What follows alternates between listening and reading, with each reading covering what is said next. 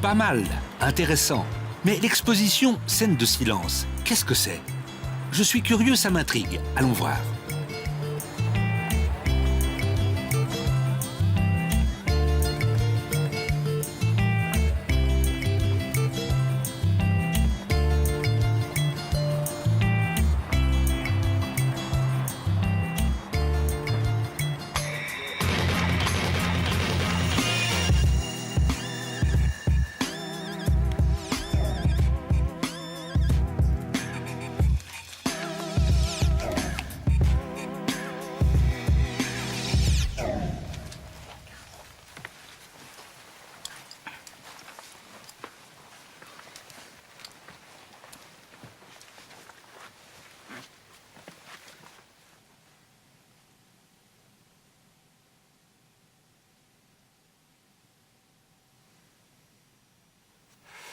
Les jeunes viennent d'entrer dans le monde du silence et vont découvrir une autre forme de communication avec les mains qui s'animent. Le corps en mouvement, les yeux qui scrutent l'espace, l'expression du visage, c'est tout cela la découverte de cette exposition. Mais revenons d'abord aux préparatifs, à la mise en place pratique ainsi qu'à la formation des guides.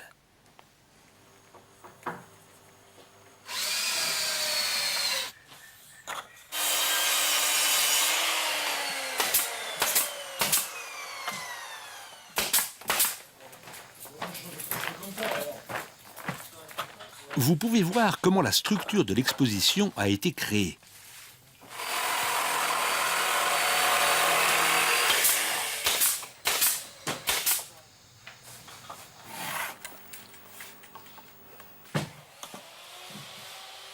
Mes espoirs, c'est surtout de faire connaître un maximum la langue des signes et aux plus jeunes d'entre nous. Donc l'exposition est quand même destinée aux entendants, même si naturellement elle est aussi là pour les sourds.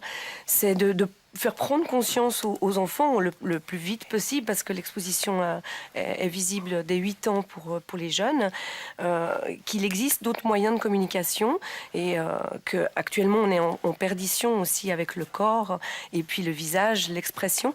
Donc de rallier tout ça et de pouvoir aussi arriver justement à la langue des signes et de voir que c'est une langue à part entière comme le français ou comme l'allemand, et qu'on arrive très vite en fait à se comprendre si on met un tout petit peu de soi-même.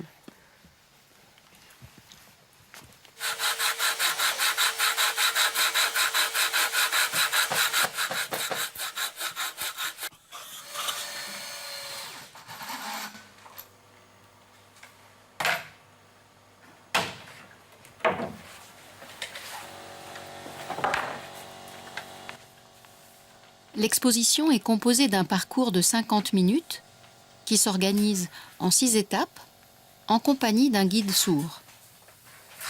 Le guide sourd est chargé de vous accueillir en langue des signes pour effectuer ce parcours.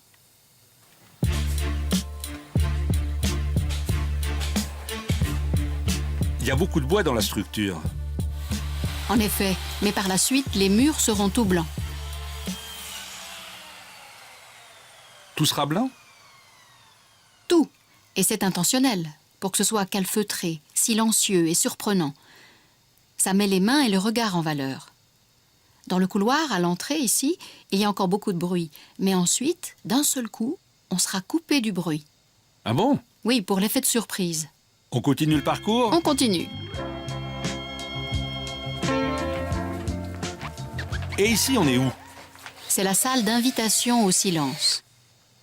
Les participants s'équipent d'écouteurs et le guide sourd explique les règles. Le silence, ne pas parler. Et ensuite? On continue par là.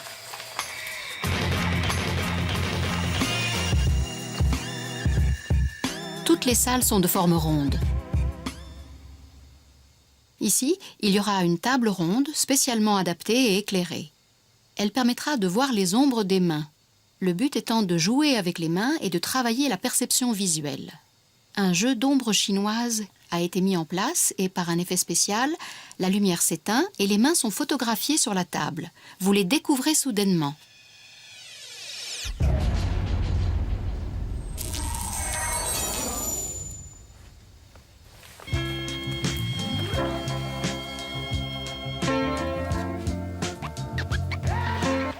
Dans cette pièce, ce sont les expressions du visage qu'on va entraîner, avec le support des cadres pivotants. L'objectif est d'aider les personnes peu habituées à le faire à trouver plein d'expressions différentes.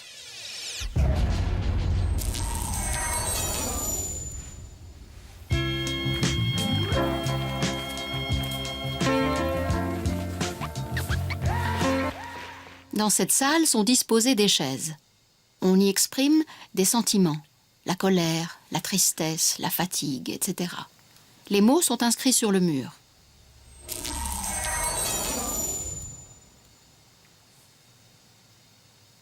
Ici, toujours une pièce ronde, avec des panneaux qui se retournent.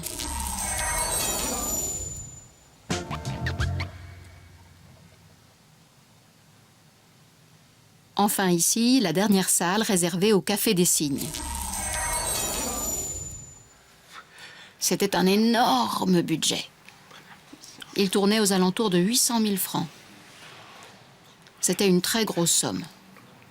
Nous avons eu de la chance de trouver de bons financements pour réaliser ce projet. Nous allons maintenant nous mettre en contact par webcam avec l'un des deux concepteurs de ce projet qui se trouve en Allemagne. Bonjour Orna, je m'appelle Christian Gromot et je suis ravi de vous rencontrer. Andreas Heinecke a créé Dialogue dans le noir, une exposition qui plonge les visiteurs dans l'obscurité totale. Ce concept a connu un énorme succès auprès du public. Cela vous a donné à tous deux l'idée de l'adapter au monde des sourds.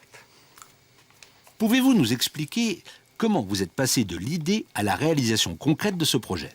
On avait plusieurs principes et à partir de cela, on a travaillé en brainstorm avec Emmanuel Labrourie et son équipe et également avec un metteur en scène. Alors les principes étaient très simples. Nous voulons que l'installation soit complètement déroutante pour les visiteurs. Nous voulons absolument que la médiation soit faite par des personnes sourdes et nous souhaitions qu'il y ait une dynamique de groupe qui se crée. Ça veut dire que ce n'est pas une visite seule, mais à plusieurs. Voilà les principes de base. Avez-vous rencontré des difficultés jusqu'à maintenant? La plupart de nos difficultés étaient plutôt financières, trouver les financements. Non, pas tellement pour le montage de l'exposition, mais pour l'opération. Parce que nous ne voulons absolument pas que ça se fasse gratuitement, toute cette, que les personnes sourdes travaillent sans être payées. Et donc, contrairement à d'autres expositions où une fois qu'on les a montées, le financement est moins important, là il y a des salaires à payer tous les mois pour les guides. Et ça c'est quelque chose qui n'a pas été facile à trouver. L'exposition Scènes de silence a été présentée en Allemagne, en France et en Israël. Actuellement, elle est en Suisse et sera montée prochainement en Finlande et au Mexique. C'est impressionnant. Maintenant, nous allons voir ensemble les préparatifs.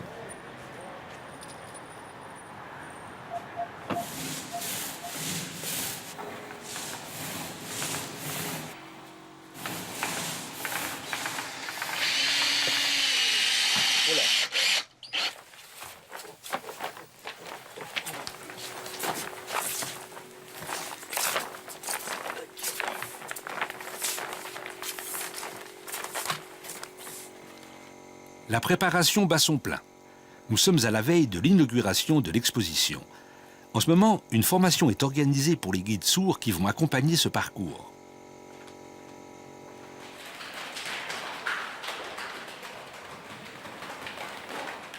Allez, vas-y plus fort. Doucement quand même. Vas-y.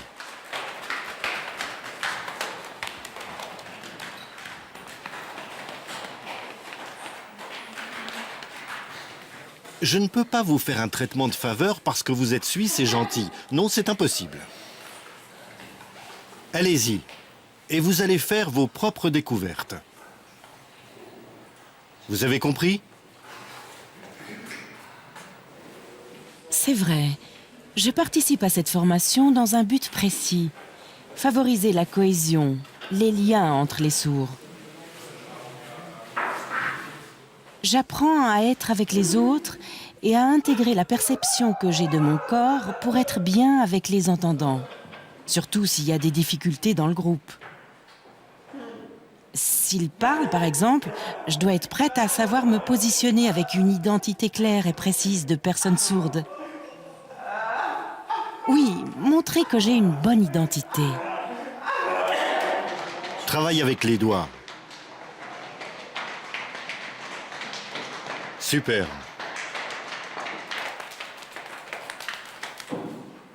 Et maintenant, allez-y. Traversez toute la salle en 1 minute.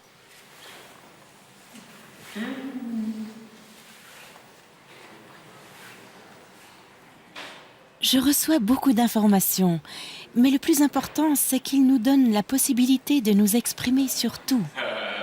J'avais l'impression que je ne pouvais pas. Je me donnais des limites et pas du tout. Je vois que c'est possible, que j'ai ces capacités, que j'en ai beaucoup. Les 2 formateurs nous amènent à prendre conscience et à extérioriser toutes ces possibilités. C'est vraiment intéressant. Il ne faut pas exagérer. Par exemple, toi, tu es un peu fou-folle. C'est bien si tu te calmes un peu. Et par contre, pour toi qui es un peu timoré, alors laisse-toi un peu aller. Vas-y, n'abandonne pas. N'allez pas dans les extrêmes. Faites-en un peu, juste ce qu'il faut.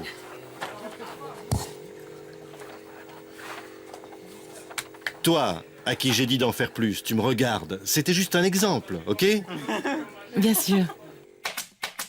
À ce stade du parcours, les guides doivent amener les entendants à s'exprimer corporellement alors qu'ils ne connaissent absolument rien à la langue des signes.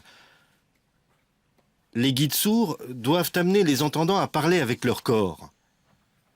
Cette formation est organisée pour leur donner les moyens de devenir guides en dirigeant et en contrôlant le groupe. Il ne faut pas les laisser s'égarer. C'est ce que je leur enseigne tout au long du parcours. Les entendants ne connaissent rien à la langue des signes, alors que faire à la place ? Dans la formation, on leur montre qu'à travers les messages clairs et précis du corps, du visage, il leur est possible de se faire comprendre et après ça marche, la visite peut se faire.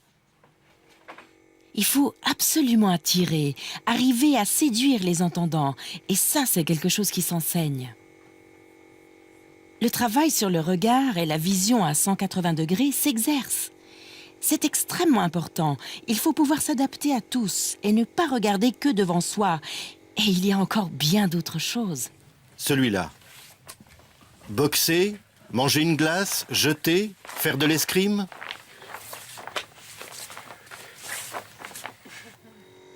C'est vous qui vous êtes occupé des différentes formations en Allemagne et en Israël. Avez-vous observé des différences et de quel ordre ? Il y a de grandes différences sur le plan de l'expression corporelle dans le monde. Ainsi, en Allemagne, les personnes seront plus rigides comme des robots, mais il y a des possibilités d'évoluer en travaillant. En Israël, les personnes sont plus expressives, à l'aise. Elles s'expriment sans limite, tant avec le corps qu'avec le visage. Avec les Français, tout se situe au niveau du visage. Leurs expressions sont extrêmement variées. Quant aux Suisses, ils sont à la fois proches des Allemands et des Français, un bon mélange. Ils sont à l'aise et ils peuvent vraiment progresser.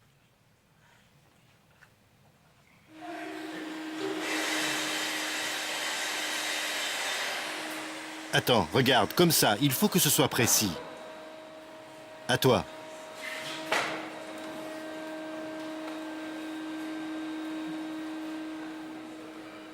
J'adore. J'ai commencé en juin et vraiment j'ai adoré. Ça me donne envie de faire du théâtre parce que j'ai découvert au fond de moi des difficultés, mais aussi ce qui allait bien. On apprend à mieux s'adapter, à s'harmoniser avec l'autre. La formation permet d'amener une cohésion dans le groupe. Elle renforce les liens en s'observant, en lisant le visage de l'autre, en se contrôlant. Le mime nous permet une meilleure approche vis-à-vis des entendants. Cela nous apporte beaucoup, mais en premier lieu, c'est surtout pour mieux se connaître. Travailler ensemble, avec plusieurs guides, puisque nous ne sommes pas seuls, permet d'éviter les malentendus, les rivalités, les « je suis meilleur que toi ». Ça n'existe pas, car la situation est très claire. Mes sentiments, la peur bien sûr, mais aussi tout l'aspect positif qui va avec. Et je suis si contente de participer, de m'y plonger.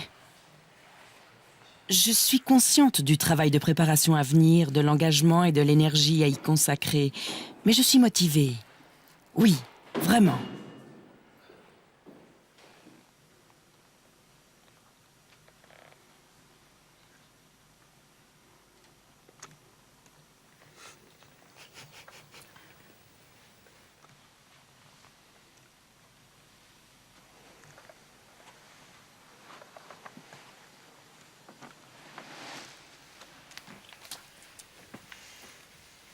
Vous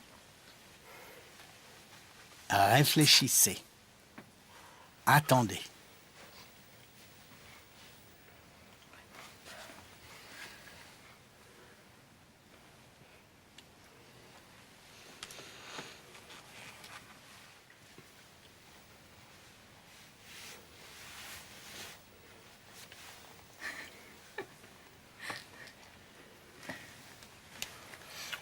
Attendez.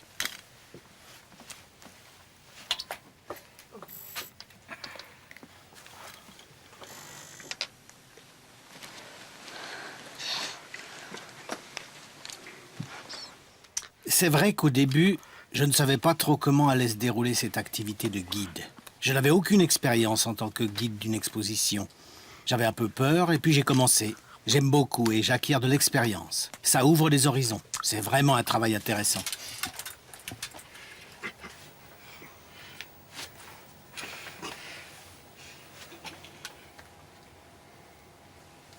Voilà, comme ça.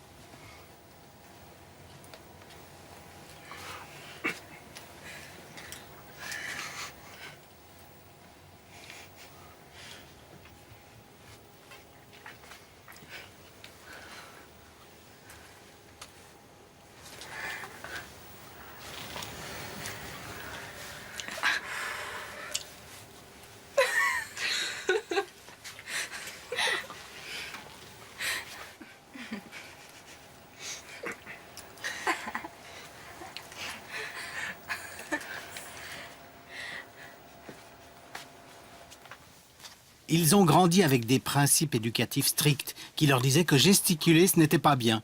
On leur demandait de bien se tenir. C'est pour ça qu'ils sont un peu coincés. Au fond de nous, il y a plein de choses à exprimer. Ici, ça sort peu à peu. Ils grimacent, ils tirent la langue, puis ça émerge après être resté enfoui en hibernation. Et enfin, ça apparaît.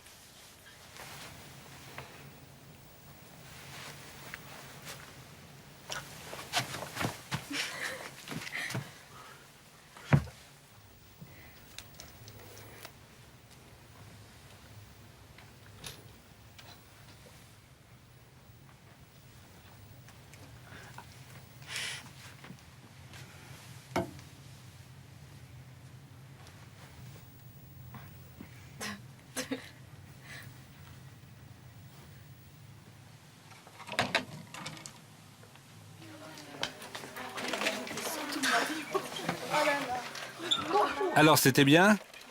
Le parcours, c'était bien? Ouh, c'était bien? Le casque, le parcours, c'était bien? Bravo, très bien. Vous êtes content de ce que vous avez vu?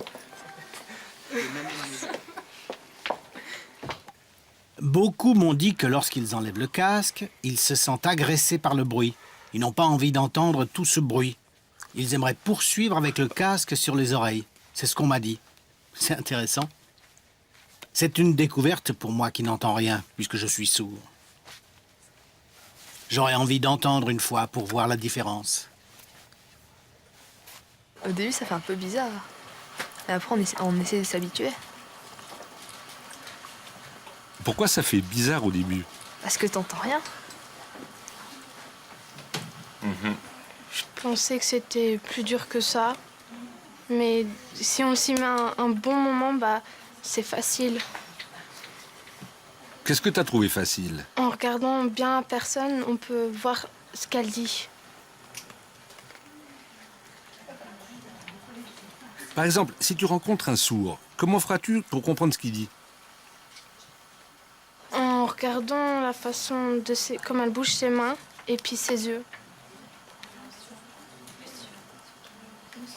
J'ai trouvé que c'était super intéressant parce que je pensais pas que ça pouvait se débrouiller autant vite, que nous, juste par des gestes et par des regards, alors que nous, rien qu'en parlant, eh bien, on s'exprime, tandis que eux, c'est toute une gymnastique, si on veut. Ça m'a ouvert un peu l'esprit et puis ça me donne même envie d'apprendre la langue.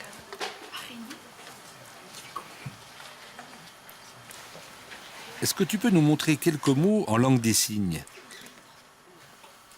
Non. Oui.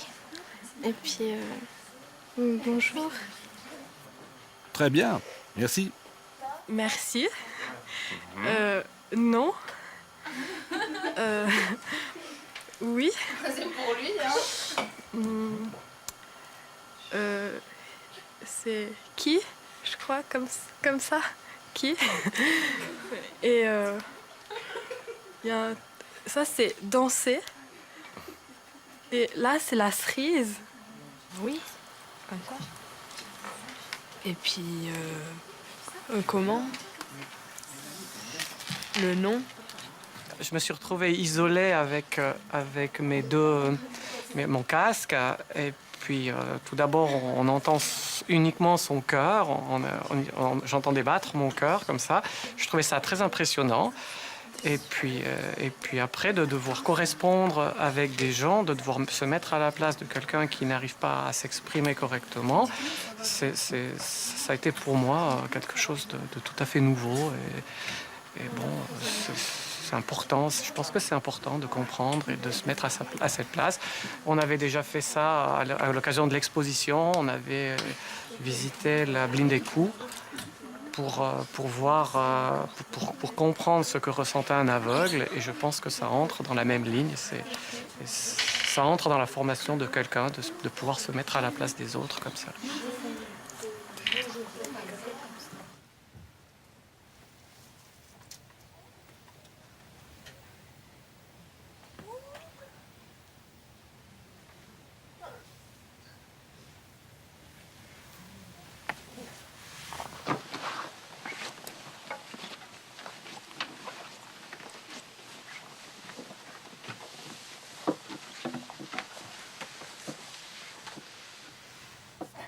Oui, vous, venez ici.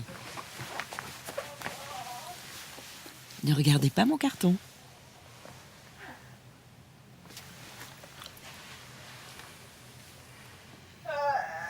Alors? Allez, montrez-leur. Allez, encouragez-la, hop, bravo! Les entendants qui visitent me font rire. Je les observe tous les jours. Ils parlent sans cesse, ils sont vifs, excités quand ils entrent dans l'exposition. Le parcours terminé, ils arrivent à la sortie et parlent moins. Ils font des efforts pour s'exprimer avec des gestes, des signes. C'est comme s'ils avaient subi un lavage de cerveau. Ils abandonnent la parole orale pour s'exprimer en langue des signes. Ils oublient la parole orale pour renaître avec la langue des signes. Ça me fait rire de les voir. As-tu l'impression que ce travail de guide, une fois l'exposition terminée, aura un impact sur ta vie professionnelle? Oui, ce travail offre un avantage pour moi. J'ai déjà expérimenté différents métiers, mais ce que j'aime tout particulièrement, c'est ce qui a trait à la communication. En tant que malentendant, l'échange est plus facile. J'aimerais travailler dans la communication, l'échange. J'aurais envie d'aider les sourds dans leur lutte, leurs revendications. Je suis prêt à me mobiliser pour cela, à les soutenir.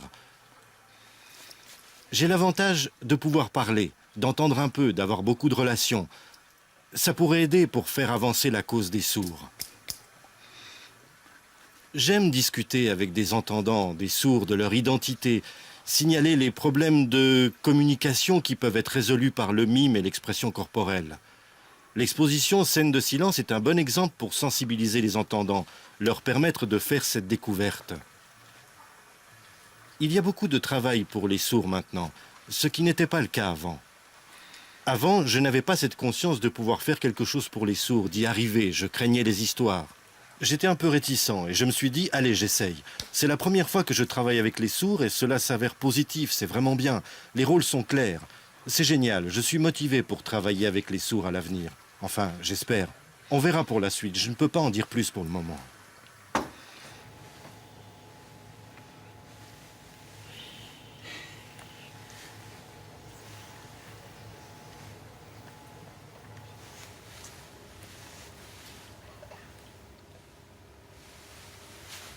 tout d'un coup, on ressent des bruits de son corps, on entend des bruits de son corps qu'on n'entend pas d'habitude. Et on sait qu'on ne doit pas parler, donc tous ces éléments font que on n'est pas dans son état habituel. Donc on se sent un peu dans la retenue, mais finalement, probablement aussi beaucoup plus à l'écoute. Parce qu'on a beaucoup moins d'interférences, donc à l'écoute, je ne sais pas si le mot est bien choisi, mais beaucoup plus attentif.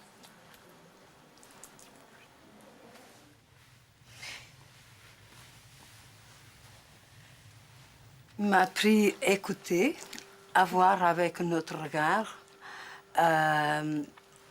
et à ressentir les choses parce que ce n'est pas simplement la voix qui parle. Tout le corps, tout le geste, tout, il y a tout qui parle, même un simple regard, ça exprime ce qu'on ressent à l'intérieur.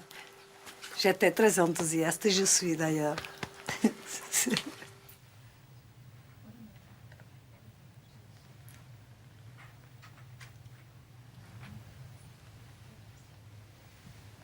C'est bien.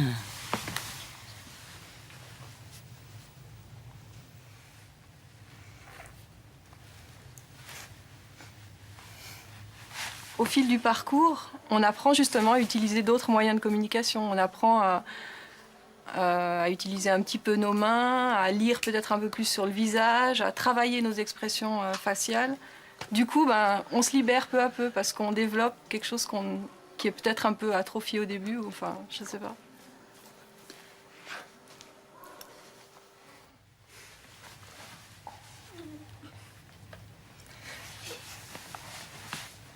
Je me sens toujours aussi incapable de communiquer, en tout cas avec le langage des signes, mais tout aussi ouverte que je l'étais avant. Enfin, disons, l'envie de communiquer, elle est là. Maintenant, moi, je pense que quand on a envie, même si on n'a pas le vocabulaire approprié, on arrivera toujours à se faire comprendre.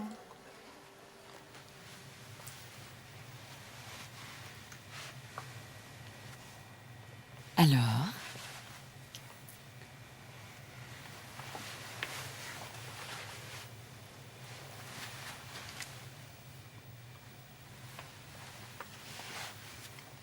c'est difficile.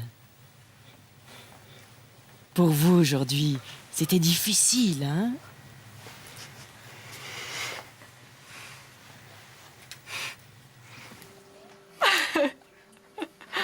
Et puis, non. Alors, j'ai pris celui-là que j'ai trouvé super sympa. D'ailleurs, la personne qui nous a accompagnés, elle était vraiment très, très, très sympathique. Et puis, donc, quel est votre nom? C'était comme ça, je crois. Quel est votre nom? Et puis, merci, non? Et puis stop. Et au revoir.